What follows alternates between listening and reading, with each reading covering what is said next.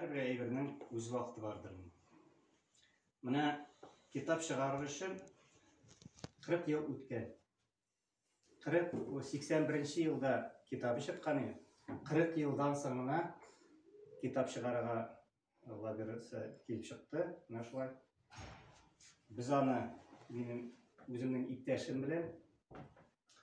Ең башта набивать еттік, китап шығару деп.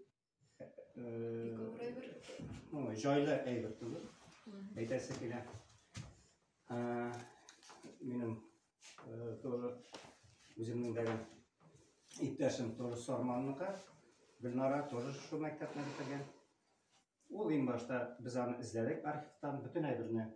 Bir 4-5 тапқыр yazılған әтінің қол язмаларынан біз аны қорап. Біз анша біріншісі мен шығарасы келді Киржаклар елінде. Мына Киржаклар еліндегісі Русшада, Татаршада шығарды. Çünkü bu benim indi көптеннен енді қиялымы. Çünkü bu yıl енді нығырақ еттіріп өткері біздіге 90 жылдығын әтенің енді пандемиялар білән өзімді шерлеп кетті мен.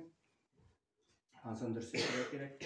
Шуңа көрі бүтін іште деген өзіңіз жүрмәсәңіз бір кіші деген сіздің ішін бір әйбірге шығамын.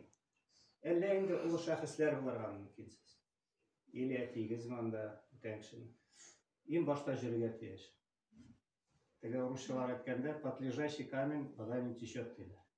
Шуңа көрі енді біз енді шушы китапны шығарыр алдынан көп ішлер шәрек. Татаршадан русшаға тәржеме еттік. Тәржеме етіп генә түгел, художественный тәржеме еттіре керек. Ол подстрочный деп аталайын мына сізге әгер деген оқыған болсаңыз.